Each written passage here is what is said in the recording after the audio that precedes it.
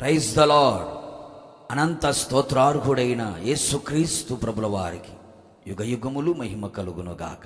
పరిశుద్ధులైన మీ అందరికీ నా హృదయపూర్వకమైన వందనములు తెలియపరచుచున్నాను. ఈ దినపు యేసయ్య జీవపు మాట ఆమోసు గ్రంథం 5వ అధ్యాయం 13వ వాక్యం. ఇది చెడు కాలం గనుక బుద్ధిమంతుడు ఊరకుండు. క్రీస్తు వలె ఉండుటకు అన్ని విషయములలో ఎదుగుచున్న క్రీస్తు యేసు సంబంధులారా, మన దేవుని బుద్ధి జ్ఞానములు బాహుల్యము ఎంతో గంభీరము. బుద్ధి జ్ఞానములు సర్వ సంపదలు ఆయన యందే గుప్తములై ఉన్నవి. ఆయన వాక్యము మనకు బుద్ధి కలుగు చెయ్యును. ఆయన ఆత్మ మనలో బుద్ధి పుట్టించును. బుద్ధి లేని వారమై ఉండకూడదు, బుద్ధిని సంపాదించుకొనేదము. అవును ప్రియులారా, మనమందరము స్వస్థ బుద్ధి, సుబుద్ధి, నిబ్బరమైన బుద్ధి, అతి శ్రేష్టమైన బుద్ధి, నమ్మకమైన బుద్ధి కలిగి ఈ ఆత్మీయ యాత్రలో బుద్ధిమంతులమై జీవించెదము. ఎందుకనగా మనం ఉంటున్న కాలము చెడు కాలము, దినములు చెడ్డవి. ఆత్మీయులారా, చెడిపోయిన మనస్తత్వము కలిగిన మనుషుల మధ్యలో, చెడిపోయిన లోకములో మనం ఉంటూ ఉన్నాం. కావున బుద్ధిమంతులమై జీవించెదము. బుద్ధిమంతుడు ఈ విషయములను ఆలోచించును.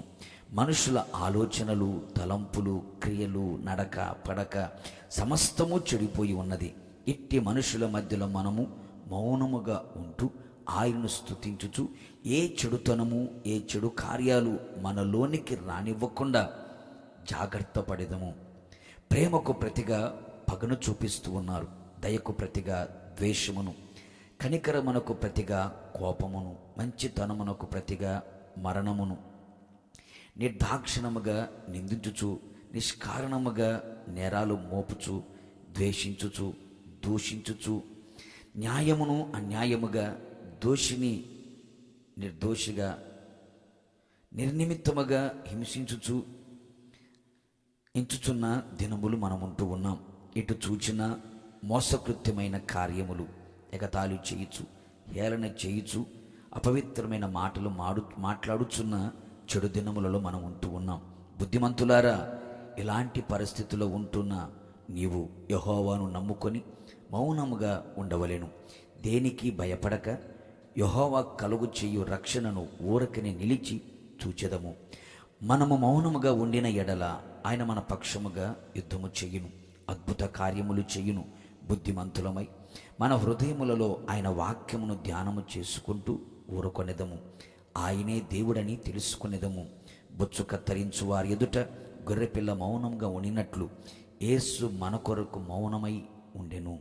అటువలే మనము కూడా మౌనముగా ఉంటూ ఆయనను స్తుతించుచు, ఆయన చేసే కార్యములను కనులారా చూచి, చెవులార విని, నోటితో స్తుతించుచు అపాద మస్తకం ఆయనకు అంకితము చేసేదము. రాకడలో యేసయ్యను ఎదుర్కొనేదము.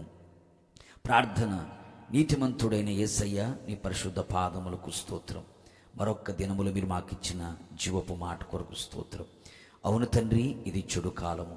ఈ చెడు కాలంలో బుద్ధిమంతులుగా ఉన్న మేము ఊరకుండవలెనని మీరు సెలవిచ్చి ఉన్నారు. మీ వాక్యము ద్వారా, మీ ఆత్మ ద్వారా, మీ గద్దింపుకు లోబడుట ద్వారా మాలో కలుగు చేసిన నిబ్బరమైన, శ్రేష్టమైన స్వస్థ బుద్ధి, సుబుద్ధి కొరకే మీకు స్తోత్రాలు. ఈ చెడు కాలంలో మేము మౌనముగా ఉంటూ మీరు కలుగచేసే రక్షణను చూడడానికి సహాయము చేయండి ప్రభువా. విస్తారమైన మీ కృపతో నింపి మేమంతా బుద్ధిమంతులమై ఉండి ప్రభువా, మీరు త్వరగా రానై ఉంటుండగా మీరు ఆకలి ఎత్తబడ్డానికి కృప దయచేయమని యేసు నామములో అడుగుచున్నాను తండ్రి, ఆమేన్. నిశ్చయముగా మీరును మీ కుటుంబ సభ్యులందరూ బుద్ధిమంతులై ఈ చెడు కాలమున ఊరకుందురుగాక. God bless you.